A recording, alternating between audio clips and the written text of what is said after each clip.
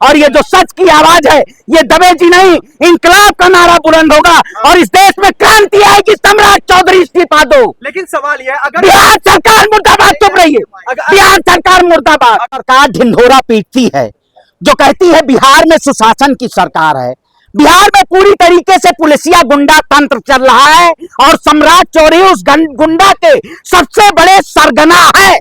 सम्राट चौधरी के शासनकाल में जिस तरीके से ये नए नवेले मुख्यमंत्री ये इनकाउंटर स्पेशलिस्ट बनना चाहते हैं, जिस तरीके से बिहार में एक युवा के साथ, अभी बताइए इससे पहले तमाम उत्तर प्रदेश में भी इनकाउंटर किया गया, और अब जिस तरीके से बिहार में इसकी शुरुआत हुई है और उनके परिवारों को जिस तरीके से परेशान किया जा रहा है, सम्राट चौधरी समझ जाओ, वरना पूरा ब्राह्मण समाज आपके खिलाफ खड़े होने का काम करेगा। क्योंकि आपने जिस तरीके से एक युवा को एक इनकाउंटर के नाम पे हत्या कराने का काम किया, ये सरकार पूरी तरीके से साजिशन, पूरी तरीके से देश के युवाओं को आवाज दबाना चाहता हूं। मैं कहता हूं पत्रकार महोदय, आज ये सरकार, अगर हम लोग इस देश में क्रांति की आवाज उठा रहे हैं, अगर किसी का भी इनकाउंटर होता है, इससे पहले उत्तर प्रदेश में भी किसी का भी इनकाउंटर हुआ, हम लोगों ने लगातार मुद्दा उठाया। ये सरकार हमारे आवाजों को दबाना चाहती है। अगर आप सच्चाई की बात करेंगे तो आपको इनकाउंटर करा दिया जाएगा। क्या उस परिवार को न्याय नहीं मिलना चाहिए?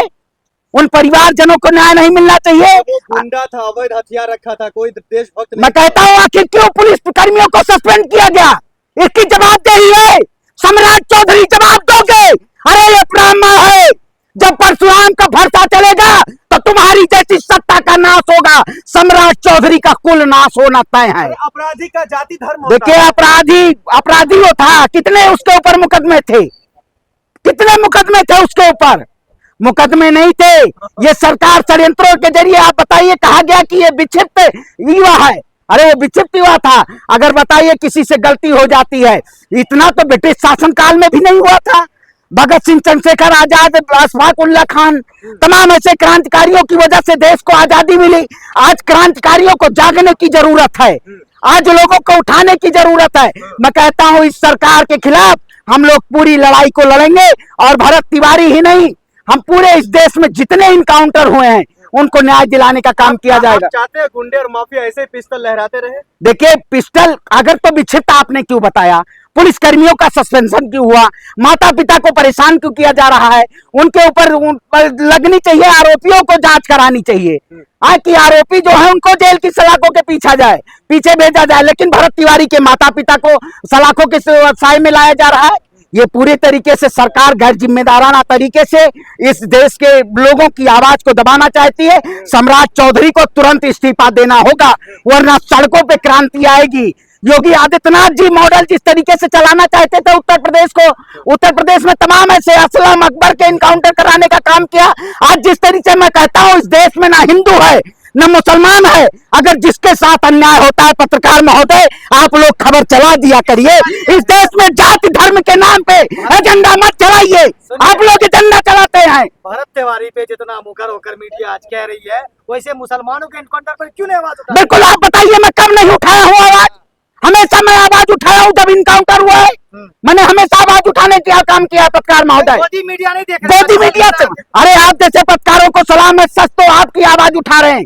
गोदी मीडिया जिस तरीके से नैरेटिव फैलाने का काम कर रही है, गोदी मीडिया इस देश में, मैं कहता हूं वो तो सबसे बड़ा जहर है।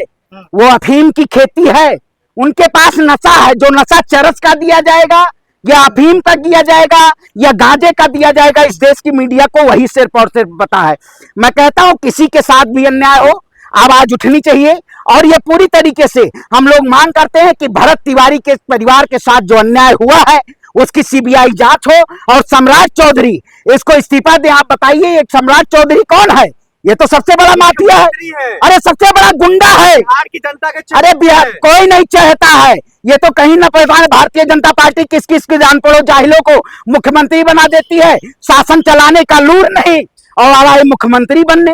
ये सिर्फ, लेकिन लगातार सम्राट चौधरी कहते हैं मैं कसम खा लिया हूँ, एक भी गुंडे और माफिया को नहीं छोड़ूंगा। देखिए, मैं कहता हूँ जब सत्ता में ही गुंडा कोई बैठ जाए। कौन गुंडा? भरत तिवारी गुंडा था, आतंकवादी था। चौधरी गुंडा है? गुंडे है बिल्कुल।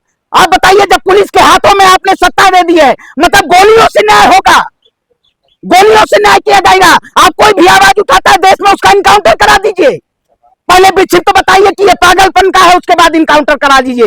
ये लोग सच्चाई की, क्रांतिकारी की आवाज दबाना चाहते हैं। हम भरत तिवारी जैसे और तमाम ऐसे भगत सिंह बनेंगे और इस देश में न्याय दिलाने का काम करेंगे, हिंदू मुस्लिम एकता की, सबके भाई की मिसाल। और ये जो सच की आवाज है, ये दबेगी नहीं, इंकलाब का नारा बुलंद होगा और इस देश में क्रांति आएगी। सम्राट चौधरी इस्तीफा दो। लेकिन सवाल यह है, अगर बिहार सरकार मुर्दाबाद, चुप रहिए, बिहार सरकार मुर्दाबाद। अगर भरत तिवारी सही है तो उनके पिता और चाचा पर एफआईआर दर्ज क्यों हुआ? बिल्कुल मैं कहता हूँ सस्पेंड, मैं पूरी जिम्मेदारी के साथ कहता हूँ, इसमें पूरी तरीके से सम्राट चौधरी का पूरा योगदान है और सम्राट चौधरी को इस पे इस्तीफा देना चाहिए। वो जो बिहार दर्ज उनके परिवार पर क्यों हुआ अगर वो सही है तो? मैं कहता मतलब गलत है भरत तिवारी? नहीं, देखिए गलत मैं कहता हूँ, ये सरकार, अगर मैं आंदोलन कर रहा हूँ, अगर मैं आंदोलन कर रहा हूं तो हमें कह दिया जाएगा कि ये लोग सबसे ज्यादा अपराधी हैं। अगर आप देश की आवाज उठा रहे हो तो उन लोगों को आरोपी कह दिया जाएगा। ये पूरी तरीके से निराधार है, ये जांच होनी चाहिए, इसकी सीबीआई जांच होनी चाहिए और उस परिवार को न्याय मिलना चाहिए। उनका